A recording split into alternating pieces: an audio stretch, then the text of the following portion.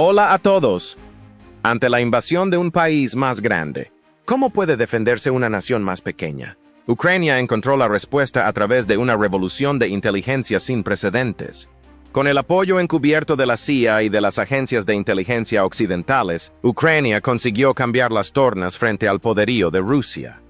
Con información en tiempo real y tecnología avanzada, Ucrania a menudo sabía de antemano dónde y cuándo atacaría el enemigo. Únase a nosotros para descubrir cómo la CIA y sus aliados ayudaron a Ucrania a cambiar la dinámica del campo de batalla y explorar los orígenes de esta asociación estratégica. Inteligencia previa a la invasión. Desde antes de la invasión, los ucranianos tuvieron acceso a una excelente y detallada información de inteligencia sobre su enemigo. Aunque hubiera sido difícil pasar por alto la concentración militar a lo largo de las fronteras de Ucrania en 2021, Estados Unidos tenía un conocimiento cada vez más específico de que se avecinaba una invasión. Por ejemplo, el ejercicio Zapad de Rusia en septiembre de 2021 fue notablemente mayor que la versión del año anterior. Aunque esto podría haber sido el resultado de una relajación de las medidas de mitigación de la pandemia, el aparato de inteligencia de Washington no se dejó engañar. El manifiesto de Putin sobre Ucrania 2 meses antes, la disposición y composición de las fuerzas, la información cibernética y otras fuentes revelaron que cualquier movimiento de estas tropas acumuladas a lo largo de la frontera era poco probable que fuera un simple ejercicio militar. Putin no podía ocultarlo como una misión de entrenamiento. Uno de los resultados de la amplia información de inteligencia que Estados Unidos y sus aliados recopilaron antes de la invasión fue que el resto del mundo se movilizó con un grado de sintonía inusualmente alto. En cuestión de días, Rusia quedó prácticamente aislada de la mayoría de las economías avanzadas del mundo, mientras que Ucrania recibía un flujo continuo de la ayuda militar y económica que necesitaría para sobrevivir al conflicto. Sin embargo, la inteligencia era aún más específica que esto. Podría decirse que Rusia perdió su mejor oportunidad de ganar la guerra cuando fracasó su ataque al aeropuerto de Hostomel, a las afueras de Kiev. El plan original de Rusia consistía en crear un denominado corredor aéreo, haciendo que sus unidades de paracaidistas, supuestamente de élite, capturaran aeropuertos estratégicos. Una vez hecho esto, volaría con los tanques, la artillería y otros equipos pesados que necesitaría para tomar el control de los principales centros de población. Por desgracia para Putin, la comunidad de inteligencia estadounidense se dio cuenta de la idea. Los ucranianos recibieron amablemente esta información y se prepararon en consecuencia. Mientras tanto, los rusos no estaban preparados para el nivel de resistencia que recibirían en el aeropuerto o en cualquier otro lugar. Ucrania repelió el ataque, y la invasión que debía terminar en unos días se convirtió en 2 años y medio de guerra. La incapacidad de Rusia para establecer su llamado corredor aéreo dio lugar a las famosas columnas estancadas a las afueras de Kiev. Fue entonces cuando los líderes occidentales empezaron a darse cuenta de que Ucrania no caería en días como temían. El fracaso del plan ruso y la reacción internacional. En otras palabras, el único fallo de inteligencia que tuvo Occidente sobre Rusia fue sobreestimar su fuerza. Una vez que quedó claro que esa información era errónea, Occidente se puso en marcha, proporcionando cada vez más ayuda letal a Ucrania, aunque no al ritmo que querían los ucranianos. El episodio de Hostomel fue, en cierto modo, la culminación de una colaboración en materia de inteligencia entre Washington y Kiev que se remonta a la década anterior. En este sentido, Ucrania se benefició de la profunda experiencia institucional que Estados Unidos había acumulado desde el final de la Segunda Guerra Mundial. Gran parte de la actual infraestructura de inteligencia de Washington se creó con el propósito específico de vigilar y contrarrestar a Rusia. La CIA, que es la que más impacto ha tenido en Ucrania, se creó en 1947 a raíz de la Ley de Seguridad Nacional de ese año. La NSA fue creada por el presidente Truman en 1952. La Unión Soviética fue el motor de ambos acontecimientos. A diferencia de gran parte del mundo, la comunidad de inteligencia estadounidense nunca se sentó a respirar tranquila después de 1991. El final de la Unión Soviética no significó el final de su atención a Rusia. Su atención fue tan intensa que podría decirse que Estados Unidos no estaba preparado para el ataque terrorista del 11 de septiembre. la posterior guerra contra el terrorismo y el ascenso de China en la región Indo-Pacífica. Sin embargo, resultó muy útil para vigilar a Rusia, que seguía siendo la mayor amenaza geopolítica para Europa. Y cuando se abrió la oportunidad de establecer una significativa colaboración de inteligencia con Ucrania, la CIA y sus homólogos la aprovecharon. Reforzar la cooperación en inteligencia entre Ucrania y Estados Unidos. La asociación va más allá del intercambio de información. El personal y las infraestructuras forman parte de ella. La red de inteligencia ucraniana utiliza material estadounidense. Ivan Burkhanov, antiguo jefe de la Agencia de Inteligencia Nacional Ucraniana, LSBU, afirmó rotundamente que sin la CIA, Ucrania no habría podido resistir la invasión rusa. Pero, ¿cómo empezó esa colaboración? Después de todo, compartir información de inteligencia con un país que formó parte de la Unión Soviética entrañaría grandes peligros. El SBU es descendiente directo del KGB. Tiene la misma organización e incluso ocupa el mismo edificio. Algunos de sus oficiales fueron en su día hombres del KGB. Algunos incluso se formaron en el FSB de la Rusia postsoviética. La historia de esta revolución de los servicios de inteligencia comenzó cuando Putin llegó al poder a finales de 1999. En ese momento, la perspectiva de una renovada amenaza rusa para Europa empezó a hacerse más real. Aunque Occidente siguió invirtiendo muchos recursos diplomáticos y económicos, para que Rusia se convirtiera en un actor cooperativo en el orden de la posguerra fría, la comunidad de inteligencia estadounidense se mantuvo recelosa, sin disfrutar de los llamados dividendos de la paz. En 2005, Putin lamentó que el final de la Unión Soviética fuera la peor tragedia del siglo XX. 2 años después, empezó a confirmar gran parte del malestar de los servicios de inteligencia estadounidenses. En Múnich, criticó duramente a Estados Unidos y al orden internacional posterior a la Guerra Fría, el intento de crear un mundo en el que hubiera un solo amo, un solo soberano, dijo, era pernicioso. Al año siguiente, Putin invadió Georgia, recordando al aparato de inteligencia de Washington que debía mantenerse alerta. Entretanto, mientras Putin intentaba poner fin al repliegue estratégico de Rusia, el pueblo de Ucrania quería retirarse de Rusia con una intensidad cada vez más ferviente. En 1994, la Ucrania postsoviética aceptó renunciar al que entonces era el tercer arsenal nuclear del mundo a cambio de garantías de su soberanía y de la integridad de sus fronteras entonces reconocidas. Cambios en la estructura de la inteligencia ucraniana. Durante los 20 años siguientes, Rusia no tuvo problemas con este acuerdo, ya que mantuvo a Ucrania dentro de su esfera de influencia a través de una serie de gobernantes títeres. Sin embargo, cuando el presidente ucraniano Viktor Yanukovych rechazó la oportunidad de estrechar los lazos de Ucrania con la Unión Europea en favor de una integración aún mayor con Rusia, su pueblo se rebeló y lo mandó de vuelta al país que parecía amar. Pero Yanukovych no se fue solo. Muchos de los activos más leales del Kremlin, incluidos altos funcionarios de inteligencia, se fueron con él. El nuevo régimen ucraniano tenía una visión estratégica decididamente antirrusa y se negó a seguir la línea del Kremlin. Los compinches de Rusia sabotearon la capacidad de inteligencia de Ucrania en su huida. Quemaron documentos e infectaron todos los ordenadores con malware. Sin embargo, esto resultó ser una bendición disfrazada.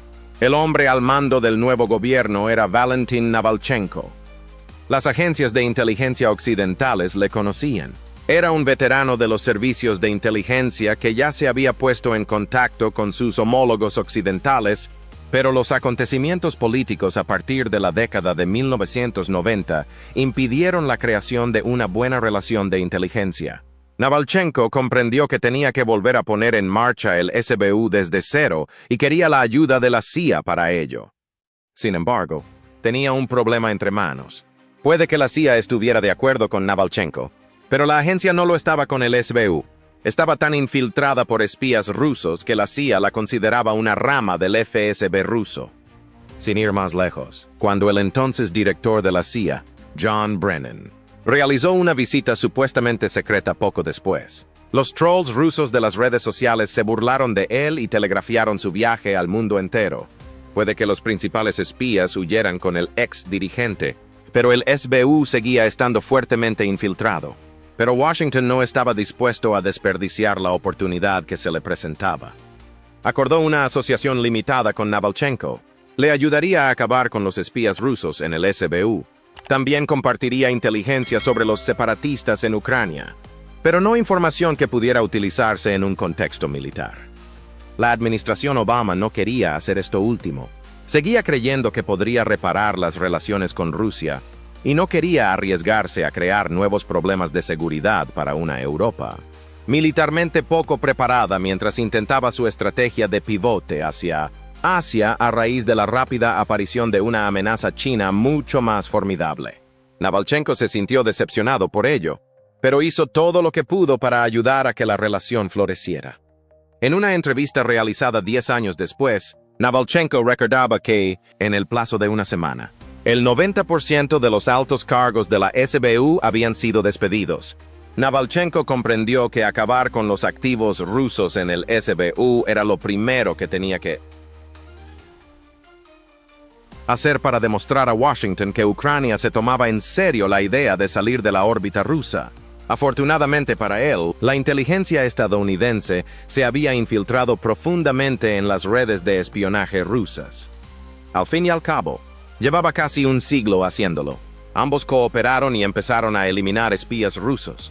Navalchenko ofreció otro atractivo para crear confianza con sus homólogos occidentales. Antes de 2014, agencias como la CIA y el MI6 británico solo tenían una pequeña presencia en Ucrania, en parte como forma de apaciguar a Rusia. Esto limitaba su potencial en el país. A cambio de ayuda para acabar con los espías rusos, Navalchenko ofreció ampliar su capacidad en el país, haciendo que la CIA formara a la nueva fuerza de contrainteligencia de Ucrania. El nuevo líder del SBU también forzó un cambio generacional. Sabía que no podía dotar a su nueva unidad de personal procedente de la antigua organización debido a lo fuertemente infiltrada que había estado. En su lugar, formó un nuevo grupo llamado Quinta Dirección. Su personal estaba compuesto exclusivamente por personas nacidas después o poco antes del colapso de la Unión Soviética y que no habían conocido otra cosa que una Ucrania independiente.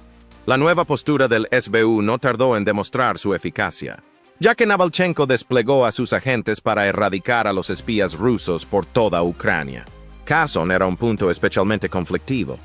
Allí y en otros lugares, los nuevos equipos de contraespionaje ucranianos empezaron a capturar activos rusos a gran velocidad. También lograron infiltrarse en zonas separatistas. Los ucranianos transmitieron esta información a Washington de forma constante desde el principio. También avisaron a la ONU de muchos de los crímenes que Rusia estaba cometiendo en suelo ucraniano. Ucrania sacó el máximo partido de todo esto a raíz de una tragedia. El vuelo 17 de Malaysia Airlines fue derribado en el espacio aéreo controlado por los separatistas en el este de Ucrania. Ambas partes se culparon mutuamente del incidente, pero por desgracia para los rusos y sus aliados separatistas, el nuevo SBU demostraría su valía en este caso. La Quinta Dirección interceptó una llamada en la que participaba Igor Besler, un líder separatista. La llamada le avisó de que un pájaro volaba hacia él solo 2 minutos antes de que el vuelo 17 fuera alcanzado. 20 minutos después, Besler llamó a un oficial de inteligencia ruso y le dijo que un avión había sido derribado. Los rebeldes incluso confirmaron que esta conversación tuvo lugar, pero que supuestamente se refería a un avión ucraniano. Sin embargo, el momento era demasiado oportuno. La Quinta Dirección también desarrolló fuentes humanas tras las líneas, y estas fuentes ayudaron a confirmar la presencia del sistema de misiles Tierra-Aire Buk, que fue responsable del derribo del avión de pasajeros, a pesar de que las fuerzas separatistas negaron su posesión.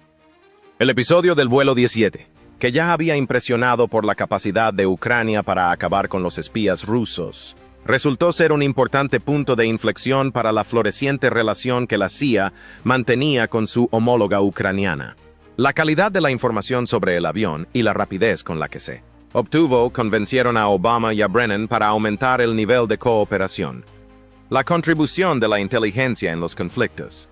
El presidente no autorizó aún a la CIA a proporcionar inteligencia que pudiera militarizarse, pero sí le permitió proporcionar la formación y el equipo que los ucranianos necesitarían para reunir dicha inteligencia por sí mismos. Ucrania recibió posteriormente equipos especializados junto con agentes de la CIA que formarían a sus homólogos ucranianos en su uso. Algunos miembros de élite de la Quinta Dirección y de otras ramas del SBU fueron seleccionados para recibir formación en inteligencia en Estados Unidos. Este grupo de operadores de inteligencia formados en Estados Unidos se convertiría en la Unidad 245 de Ucrania, entre los que se encontraba Kirill Obudanov, actual jefe de la inteligencia militar ucraniana. A partir de ese momento, la colaboración se extendió también a otras ramas de los servicios de seguridad ucranianos. La GUR es la rama de inteligencia militar de Ucrania. Su relación con las agencias de inteligencia estadounidenses fue más lenta debido a las infiltraciones rusas y a su incompetencia. Sin embargo, al ver el éxito del SBU, el general Valery Kondratyuk tomó medidas similares cuando se convirtió en el líder del GUR en 2015. Comenzó a erradicar los activos rusos y, aprovechando la capacidad de la GUR para llevar a cabo operaciones de inteligencia en el extranjero, envió agentes de confianza para obtener información sobre los militares rusos en suelo ruso. Este movimiento fue diseñado enteramente para ganarse el favor de Occidente. El general visitó personalmente Washington y compartió planes detallados sobre la armada rusa, incluidos los submarinos nucleares del Kremlin. Una vez que los analistas confirmaron que estos documentos eran auténticos, la comunidad de inteligencia estadounidense naturalmente comenzó a cambiar su opinión sobre la GUR de Ucrania. En 2016, la CIA accedió a ayudar a modernizar la GUR mediante entrenamiento y equipamiento, pero exigió que los ucranianos siguieran deshaciéndose de cualquier persona con simpatías rusas en sus filas. Esta fase se denominó Operación Pez Dorado, pero fue más allá de las purgas. Con el nuevo equipamiento que estaba recibiendo el aparato de inteligencia ucraniano, sus capacidades aumentaron enormemente. Las comunicaciones rusas estaban ahora cada vez más en manos de Ucrania, gracias al equipo que Washington le proporcionó. Sin embargo, el entrenamiento fue mucho más allá. No se ignoró la inteligencia humana. Los agentes ucranianos fueron entrenados para asumir falsos personajes rusos y recoger secretos también de ese modo. Para apoyar este esfuerzo, se construyeron 12 bases de operaciones avanzadas ocultas cerca de la frontera rusa. Sorprendentemente, o tal vez no, los rusos desconocían en gran medida lo sólida que se había vuelto la asociación de inteligencia entre ambos países. La CIA siguió formando a nuevos agentes y distribuyéndolos por toda Ucrania. Estaban preparados para ser activados en caso de operaciones rusas más amplias. Tensión en la asociación. Sin embargo, Estados Unidos seguía negándose a compartir ciertos datos de inteligencia, como las imágenes por satélite sobre acontecimientos en la propia Rusia. Washington se mantuvo firme en que no se llevara a cabo ninguna operación en territorio ruso. A pesar del empeoramiento de las relaciones, aún existían esperanzas de apaciguar a Rusia, ya que contrarrestar la creciente amenaza de China en la región Indo-Pacífica seguía siendo la principal prioridad de Estados Unidos. Ucrania se enfadó por esta prohibición, ya que quería traducir esta nueva capacidad en una mayor letalidad. Estados Unidos seguía oponiéndose en gran medida, lo que provocó tensiones. Por ejemplo, Ucrania descubrió que Rusia iba a desplegar helicópteros de ataque en Crimea. Kondratyuk envió un equipo de agentes disfrazados de rusos, dirigidos por Budanov, para colocar explosivos, sin informar a Washington. El esfuerzo no tuvo éxito, ya que se produjo un enfrentamiento con comandos rusos que fueron avisados gracias a una brecha de seguridad en la GUR. El equipo dirigido por Budanov sufrió bajas y acabó teniendo que regresar a nado a territorio amigo.